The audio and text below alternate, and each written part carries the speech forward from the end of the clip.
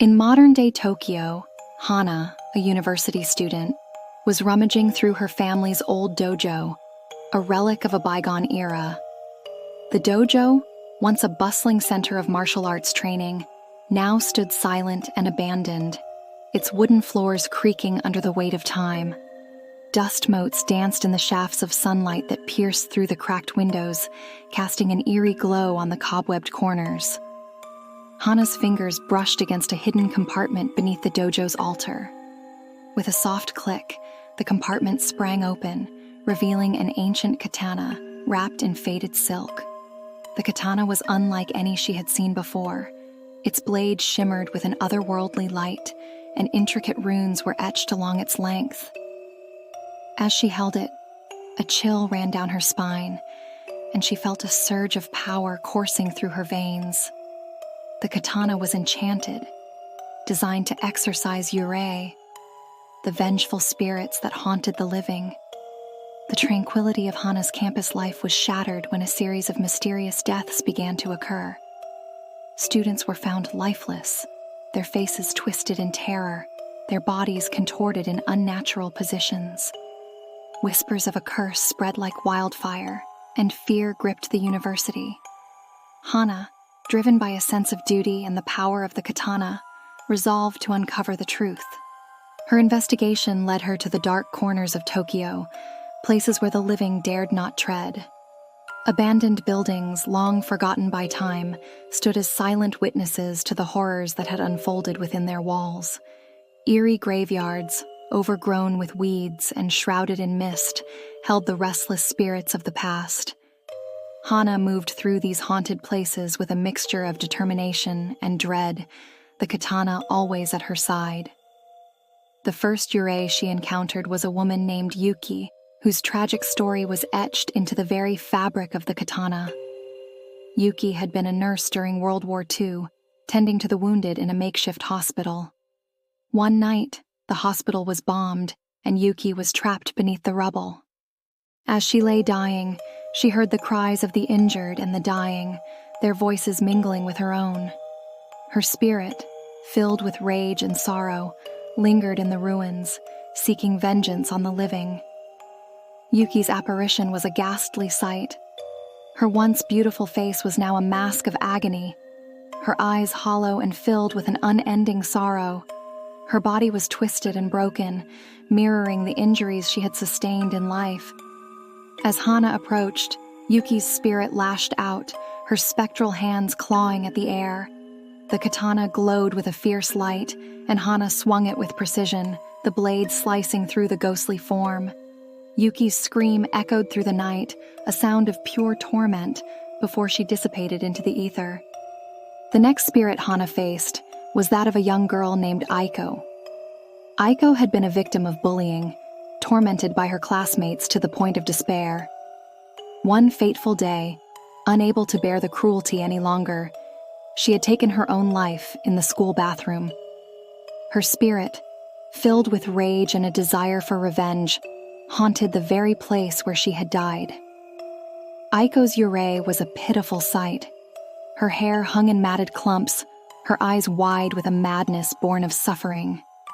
Her school uniform was stained with blood, and her hands were clawed and twisted. She would appear in the mirrors of the bathroom, her reflection a grotesque parody of her former self. Hana confronted Aiko in the dimly lit bathroom, the air thick with the scent of mildew and decay. As Aiko lunged at her, Hana's katana cut through the air, the blade severing the ties that bound the spirit to the mortal realm. Aiko's wail of anguish filled the room before she vanished, leaving only a cold silence in her wake. Hana's journey continued, each encounter with a Yurei revealing more about the dark history of her family and the true origin of the katana. She learned that the katana had been forged by her ancestor, a master swordsmith, and imbued with the power to banish spirits. Her family had been tasked with protecting the living from the vengeful dead, a duty that had been passed down through generations. The final showdown took place in an ancient cemetery on the outskirts of Tokyo, a place where the dead lay restless. The cemetery was a desolate landscape of crumbling tombstones and overgrown weeds, the air thick with the scent of decay. It was here that Hana faced the most powerful Yurei, a spirit seeking revenge for a centuries-old betrayal. The spirit was that of a samurai named Takashi, who had been betrayed by his closest friend and left to die in disgrace.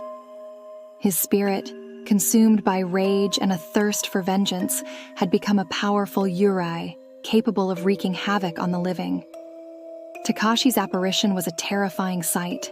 His armor was rusted and broken, his face a mask of fury. His eyes burned with an unholy light, and his sword, a spectral weapon, glowed with a malevolent energy. Hana stepped into the cemetery, her heart pounding in her chest. The katana in her hand felt heavier than ever, the weight of her family's legacy pressing down on her. Takashi's spirit emerged from the shadows, his presence a palpable force. The air grew cold, and Hana could see her breath in the chill. Takashi's voice was a low growl filled with hatred. "You dare to challenge me, child? You will suffer as I have suffered." Hana's grip tightened on the katana. "I will not let you harm anyone else. Your time in this world is over." The battle that ensued was fierce and brutal. Takashi's spectral sword clashed with Hana's katana, the sound of metal on metal ringing through the night. Each strike sent shockwaves through Hana's body, the force of Takashi's rage nearly overwhelming her.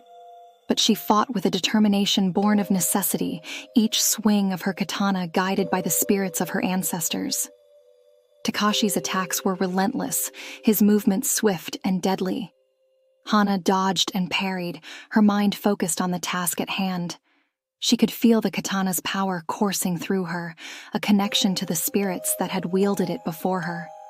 With each strike, she chipped away at Takashi's form, weakening the bonds that held him to the mortal realm. As the battle reached its climax, Hana saw an opening. With a final, desperate swing, she drove the katana through Takashi's heart. The spirit let out a blood-curdling scream, a sound of pure agony and rage. His form began to dissolve, the spectral energy dissipating into the night. Hana watched as Takashi's spirit was finally laid to rest, his rage giving way to a peaceful silence. The cemetery grew quiet, the air still and heavy. Hana stood alone among the tombstones, her body trembling with exhaustion. The katana, its blade now dull, felt lighter in her hand. She had fulfilled her family's duty, but the weight of the experience lingered. As Hana walked away from the cemetery, she couldn't shake the feeling that the battle was far from over. The spirits of the past had been laid to rest, but the darkness that had plagued her family for generations still lingered. She knew that her journey was just beginning, and that the katana would be needed again. In the shadows of Tokyo, other spirits watched and waited, their eyes filled with malice. Hana's victory had not gone unnoticed, and the forces of darkness were already preparing for their next move. The battle between the living and the dead was far from over, and Hana would need all her strength and courage to face the horrors that lay ahead. As she returned to her family's dojo, Hana felt a sense of resolve. She had faced the darkness and emerged victorious, but the true test was yet to come. The katana, now a symbol of her family's legacy, would be her constant companion in the battles to come. And as long as she held it, she would continue to protect the living from the vengeful spirits that haunted the shadows of Tokyo.